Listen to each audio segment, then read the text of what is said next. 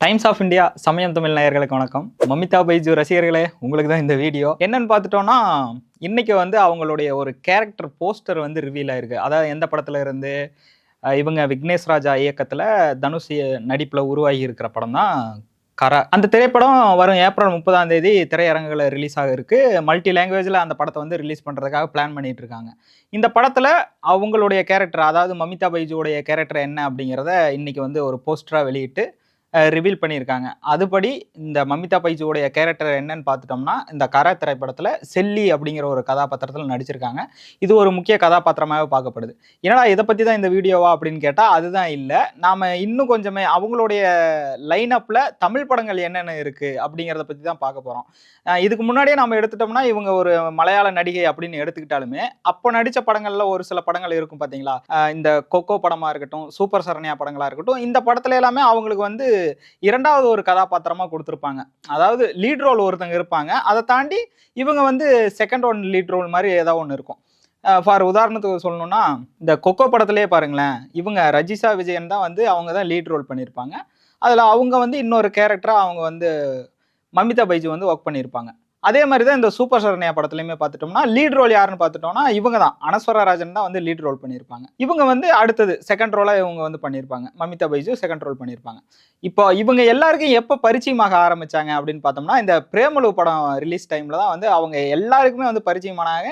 எல்லாருக்குமே பிடிச்ச ஒரு நடிகையாக மாறி போனாங்க. இந்த பிரேமலு படம் பார்த்துட்டு அவங்களுக்கு ரசிகர்களான கூட்டமே பார்த்துட்டோம்னா அதிகமாக இருக்கும். அதை தொடர்ந்து தான் அவங்க தமிழ் இண்டஸ்ட்ரியில் கால் எடுத்து வைக்கிறாங்க. இந்த மாதிரி ஜனநாயகன் படத்தில் வந்து முக்கிய கதாபாத்திரத்தில் நடிக்கிறாங்க அப்படிங்கிற மாதிரி ஒரு தகவல் வருது. அஃபிஷியலாகவும் அவங்க டிக்ளேர் பண்ணுறாங்க. ஜனநாயகன் படத்தில் விஜய் அவர்களோட சேர்ந்து நடிக்கிறாங்களா அப்படிங்கிற மாதிரி ஒரு ஆர்வம் வந்து எல்லாருக்கும் தூண்ட ஆரம்பிச்சது.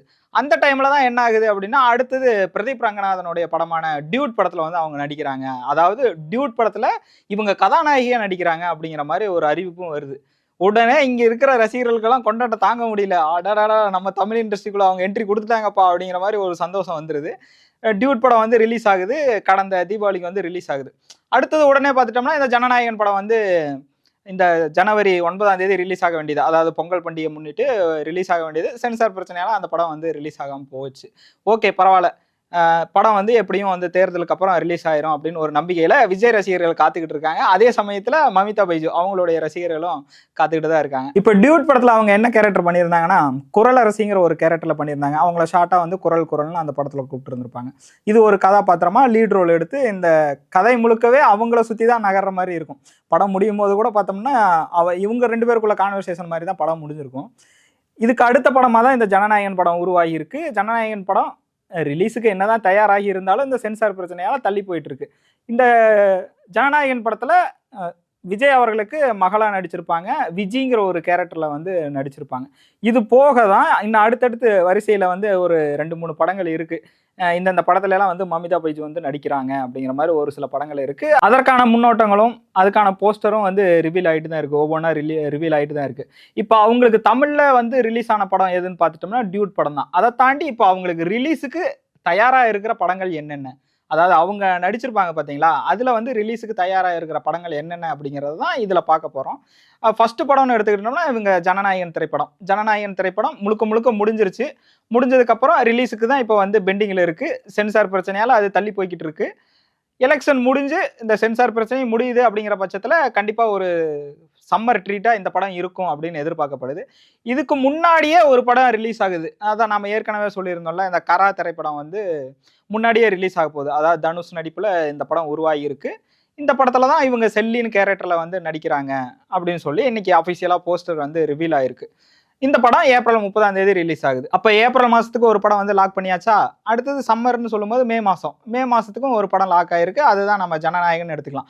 ரிலீஸ் டேட்லாம் அஃபிஷியலாக சொல்லல. எலெக்ஷன் ரிசல்ட் முடிஞ்சதுக்கு அப்புறம் தான் படம் ரிலீஸ் அப்படின்னு எடுத்துக்கிட்டோம்னா, மே 4ஆம் தேதி எலெக்ஷன் ரிசல்ட் வருது. ஸோ அதுக்கு அடுத்தது வந்து படம் வந்து வெளியாகிறதுக்கான வாய்ப்புகள் அதிகமாகவே இருக்கு. அதனால தான் இந்த மே மாதம்னு சொல்லப்படுது. இதுக்கு அடுத்தது பார்த்துட்டோம்னா இன்னொரு படம் இருக்கு. யாருதுன்னா இவர் சூர்யா சாரோடைய படம் விஸ்வநாத் அண்ட் சன்ஸ். இந்த படம் தமிழ் மற்றும் தெலுங்குல வந்து உருவாகிட்டு இருக்கு. இந்த படம் மோஸ்ட்லி வந்து ஜூலை மாசத்துல ரிலீஸ் பண்றதுக்கான பிளான் பண்ணிட்டு இருக்காங்க. வெங்கி அட்லூரி இயக்கத்துல இந்த படம் உருவாகிட்டு இருக்கு. இந்த படத்துல மமிதா பைஜு பார்த்துட்டோம்னா மேடி அப்படிங்கிற ஒரு கதாபாத்திரத்தில் நடிச்சிருக்காங்க. இப்போ ரீசெண்டாக தான் வந்து படத்தோடைய முன்னோட்டம் வந்துச்சு. அந்த படத்துல சூர்யாவை காதலிக்கக்கூடிய ஒரு கதாபாத்திரமா மமிதா பைஜுடைய கதாபாத்திரம் எழுதப்பட்டிருக்கும். அது எதுக்காக எழுதப்பட்டிருக்கு, இந்த ஒரு வயசு வித்தியாசத்துல இப்படி ஒரு காதல் தேவைதானா அப்படிங்கிறதெல்லாம் படத்துல வந்து முழுக்க முழுக்க சொல்லியிருப்பாங்க அப்படின்னு நம்பப்படுது. பார்ப்போம். அந்த படம் ஜூலை மாதம் ரிலீஸ் ஆகுது. படம் எப்படி இருக்குன்னு பார்ப்போம்.